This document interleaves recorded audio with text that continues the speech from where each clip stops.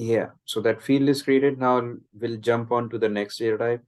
Then date, time. These are similar data types. Okay, you can select any. Let's suppose date you want to select. You go to next. Same, you have to fill that form again. Give it as name. You can say start date. Whenever a student is starting, you can give as start date. Okay, field API name will autofill. You want to make it required, you can check it or not. That's on to you guys. Okay, so once you guys are aware about these steps, it would be quicker and easier. See, because I know next is profile permissions at profile permissions. Next is page layout. So I just have to click next. So date is created. Email field if I want to create. So I want to store a student email. So you can select the data type as email. It will ask for again label, just give it as email. Okay. If you want to make it required, unique means there cannot be any email duplicate. So you can use this. If you want to get data from outside Salesforce, you can use it as external ID. Okay.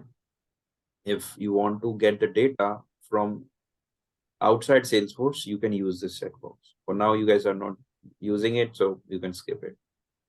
Okay, so that's one additional, two more additional attribute you guys are seeing. Okay, so these attributes depends upon data types. Remember, guys, for other data type, you are not seeing these attribute. For email, it could be external ID. That's the reason. It could be unique. Okay, so that's how you guys can create more fields, and you should be knowing all this. Okay, number, percent, phone, pick list. Let's go to pick list. Pick list means a selector. Simple. Let me select pick list. Next.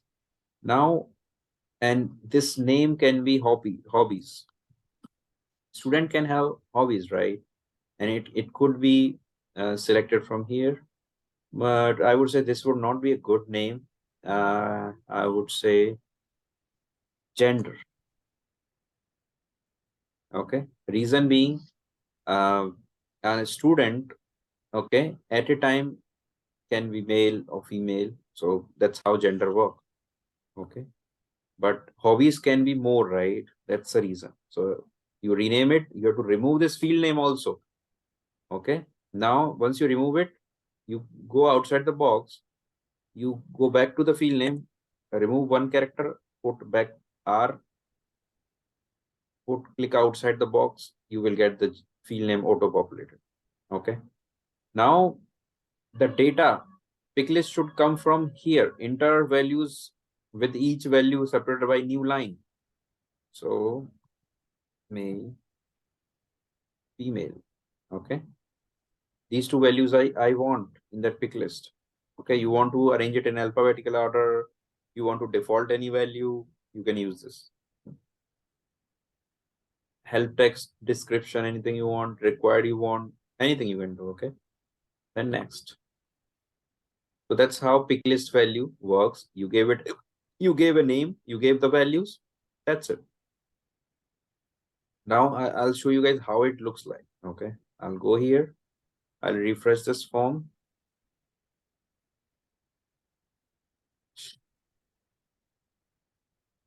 Okay. You come here. See, gender is there. I click on this pencil icon. So it's a selector. See, male, female, like this it comes. Okay. So that's how the pick list work. So it's a list picker, pick from the list. So you select male, it will be selected, you save it. That's how it will work. So that's called pick list. And now comes a multi-pick list. So that's another data type which we will be learning. Okay, multi-pick list. It means you can select multiple values from it. So you select the multi-pick list, give it as hobbies this time. Okay, hobbies can be multiple. You enter some values. Okay, and that's it. Like, you can give it music, anything like that. Okay, for now we'll give 3. Line visible 4, which means 4 value will be visible at a time. Okay, so you click next. You can extend the list. How can you extend the list? I'll show you guys that also. Okay, you go back to hobbies. If you want to add more, let's suppose you forget to add some values. You go to hobbies. You should not, you if you want to edit labels, you edit it. You will be able to update the labels. This field label, API name, and all required as well. But when it comes to values, you have to come here and add new value from here. Okay, you cannot add it from this edit. Rather, you have to scroll down and add the new values from here. You can even delete it. You can deactivate it. Deactivate means temporary deactivate. Delete means permanent deletion. You can even rename it with the help of edit button. So that's how you can manage the again picklist values. And how it looks like on the page, if I go ahead and refresh it. Okay. So if you see it didn't came, so as I said, you guys have to do a hard refresh. You come here, you click on Compify. You can do anything. I mean, Compify, if it is compact, make it Compify. If it is Compify, make it compact. So you will be able to see hobbies here now. You click on pencil icon and see this is a multi-selector. So you have to select values from left to right. Okay. So that's how the multi-selector work, which is multi-pick list. So we are having some glitch. Let me just refresh the page again by selecting some data. Save it. Click the pencil icon again. I would say I'll refresh it again. So whatever values are available in hobbies will come in the left side. You just have to move them to the right side for the selection purpose.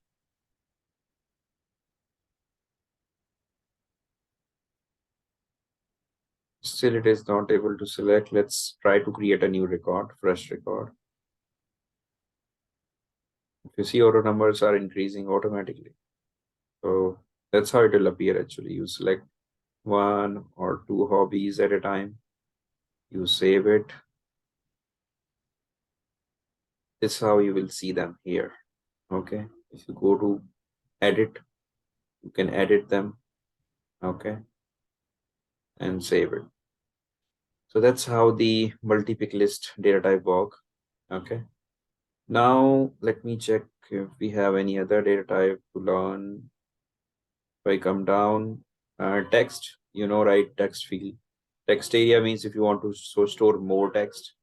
Text area long means more text. It will have more storage.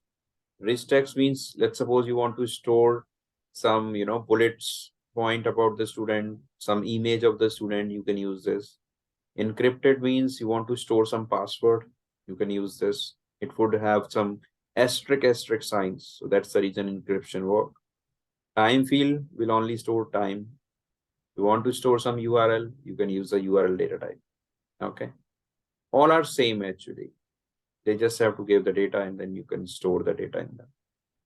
So that's about this form. Tomorrow we will learn about formula field, little complex, lookup, little complex, mass detail, little complex. Okay, so tomorrow we'll start from here. Yeah, hi, this is Devakar. I have a small doubt. Yeah, Devakar, go ahead. See, you added the names in the picklet. Suppose if we want to know the student country or something, we have to add all the countries' names like that. Exactly, you are right. If you want to create a field for country, yes, you have to manually add those countries in the pick list. Okay, so again, it's a pick list. So you have to While select. using, see, suppose we are filling any applications, we'll get the same Dropbox. If country, there are huge number of Mhm, countries list, they will add mhm. each like that. Exactly. There's no way in Salesforce that you will get them standard. You have to manually add them on the form. That's true. Or else we can bring from Google the countries list and we Yeah, can copy copy. paste. Yeah, that you can do. Copy paste. Copy paste will work. You can copy it from Google or anywhere. You paste that thing on the, box. So it will work. Copy paste will work. Okay. Okay. Yeah. Thank you. Any other question, team, before we wrap up for today? Cool. Collect your doubt, guys. Try to practice them in your org. create some, field. So for other people, the task is create the student object with these field, because tomorrow we're gonna start with one of your org other than Lava. So we should have these fields already built up so that I can start with another object build where we will be having for teacher object and how we can relate student with teacher. So we'll be learning that tomorrow.